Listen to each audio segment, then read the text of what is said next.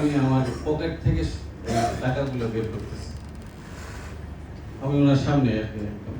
উনি খুব আমার দিকে তাকায়, আবার টাকা, উনি তো সবাই একটু মানুষের মন মানসিকতা একটু অন্যরকম, একজন মারা গেছে তিনজন, একটা আন্দোলন সংগ্রামের নেতৃত্ব দিচ্ছেন, ফলে উনি আপসেট আর কি। আমি টাকা বের করতেছি আর তো দিচ্ছি, ওকে বলি যে এটা কিসের টাকা? কেন শুধু আপনি যে আমাকে যাওয়ার সময় হচ্ছিল দিলেন সেই খরচ করার জন্য, তার মধ্যে এত টাকা এখানে দিতে বলছিলেন, ওই স্লিপটা আবার উনি স্লিপ দিয়েছিলেন, ওই স্লিপটা আমার কাছে আছে, আর বাসের ভাড়া আমি এখান থেকে এটা দিয়ে দিয়েছি। উনি চেয়ারে ছিলেন, চেয়ার থেকে উঠে এসে আমাকে একদম জড়ায় ধরলেন। মানে ওই সিনটা আমি আমার জীবনে আমি কখনো ভুলবো না।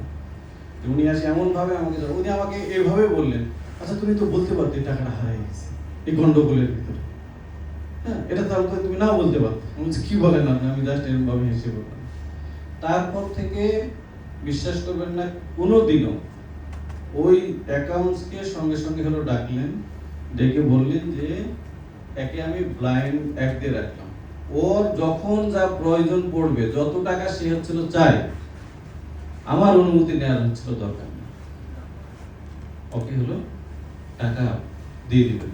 আমাকেও আপনি কিন্তু বলতেন, যদিও আমি ওরকম ভাবে কোনোদিন ওরকম ভাবে যে আমাদের যা প্রোগ্রাম হইতো, কোনো প্রোগ্রাম হলে একবার হচ্ছিল বাবার এন্ডোমেন্ট ফান্ডের জন্য শহীদুল্লাহ ভাই আমাদের এন্ডোমেন্ট ফান্ড করতেছি, একটা হচ্ছিল আপনি একটু যদি সহযোগিতা করেন। আমি কত লাগবে? আমি বলছি না আপনি যাবেন, 1,00,000 টাকার একটা চেক উনি হচ্ছে বাবার এন্ডোমেন্ট ফান্ডের জন্য বলে যে 1,00,000 টাকা তোমার জন্য রাখছি, তুমি হচ্ছিল নিজে। এটা এরকম ভাবে মানে ওনাকে যদি আমি বলতাম যে আমাকে এত টাকা দেন, উনি আসলে আমার মনে হয় যে ওই টাকাটাই হচ্ছিল। তারপর থেকে যখন 2010 আর টাকা নিতাম না, উনি বারবার আমাকে মাঝে মধ্যে ফোন করতেন, এই গ্রিন ভয়েস আসো না কেন, খুব বড় লোক হয়ে গেছে তুমি, না টাকা নিবে না। তারপরে একদিন শেষের দিন অনেকদিন পর আমি হলো গেলাম, না চৌধুরী ভাই আসবো। আর এমনিতে উনি আমার খোঁজ খবর রাখতেন, কি করতেছি, কোথায় কি করতেছি, এগুলো সমস্ত, এবং খুব খুশি হয়েছিলেন যে না বলে আমি এখন প্রাণ ভরে যদি আর কিছু না হোক, অন্তত গ্রিন ভয়েসকে আমি যে সহযোগিতা করতেছি, গ্রিন ভয়েস সেই জায়গাটা আমার, সেই সম্মানটা হোক, আমার যে আত্মার যে হচ্ছিল শান্তিটা তোমরা আমাদের কাছে চলে গেছো।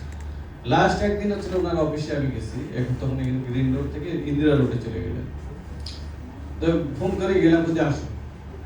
গেলাম, একজন এখানে ছিলেন আপনারা অনেক বুঝলেন, উনি একটা লিফলেট করবেন, লিফলেট করতে শহীদুল্লাহ ভাই লিফলেটের টাকা দিতে হবে। শহীদুল্লাহ বলে কিছু না, আমি কেন টাকা দিব? মানে ওনার মুখে আমায় আসি, আমার সামনেই হচ্ছিল, উনি একটু ইতস্তত হয়ে গেছে, আরে শহীদুল্লাহ ভাই মুখের উপর না করেন, উনি তো যা যেটা না আসলে না একদম মুখের উপরই বলে দিতেন ওনার, তো ওনাকে না দিতেন। ওনাকে ওটা বলার পর, এই গ্রিন ভয়েস, এই যে তুমি কতদিন থেকে হচ্ছিল টাকা নেওয়া নাই, তোমার এই টাকা কিন্তু সব জমা আছে, তুমি অ্যাকাউন্টস থেকে নিয়ে যাও।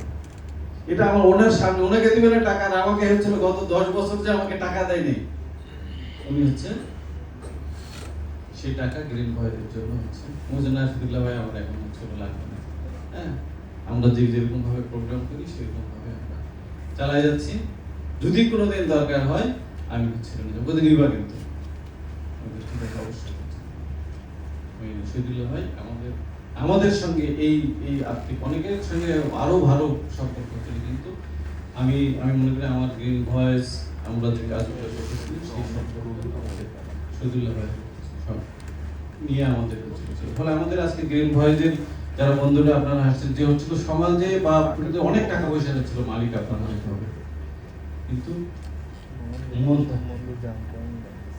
মন যদি হচ্ছিল না থাকে, দেওয়ার যে আমি সবসময় বলি হচ্ছিল এরকম হাত পাতবেন না, সবসময় হাতটা একটু উল্টা, মানে মানুষকে দেওয়ার। শহীদুল্লাহ ভাই হচ্ছিল দেখে উনি কত গরিবী হালে হচ্ছিল জানেন, দিয়েই গেছে। আমি বললাম না, আমার নিজের চোখে হলো দেখা, মাসে 7.5 লাখ টাকা মানুষকে দান করতেছেন, উনি হলো দিচ্ছেন, এটা আমার নিজের চোখে হচ্ছিল দেখা, মানে ইনক্লুডিং মি। ফলে আমরা মনে করি যে শহীদুল্লাহ ভাইয়ের আসলে চর্চাটা আমাদের এই সমাজের, এই অনেকের এই সময়ের এই প্রজন্মের এই মানুষের, এখানে আমরা কাদেরকে হচ্ছিল জানি আজকে, যারা হচ্ছিল খুব নোংরা ভাষায় আপনাকে গালি দিতে পারে, সেই মানুষগুলোকে আমরা হচ্ছিল জাতি হিসাবে, ভবিষ্যৎ প্রজন্ম হিসেবে কোথায় যাচ্ছি সেটা খুবই কষ্টের এবং হচ্ছে আমাদের বেদনার বিষয়।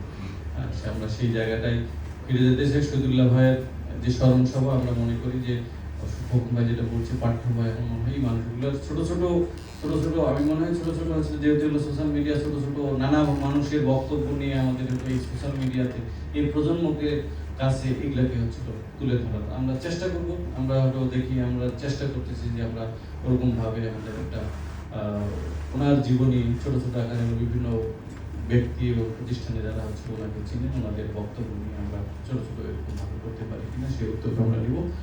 শহীদুল্লাহ ভাইয়ের প্রতি শ্রদ্ধা জানিয়ে আমি আমার বক্তব্য শেষ করছি। সবাইকে ধন্যবাদ।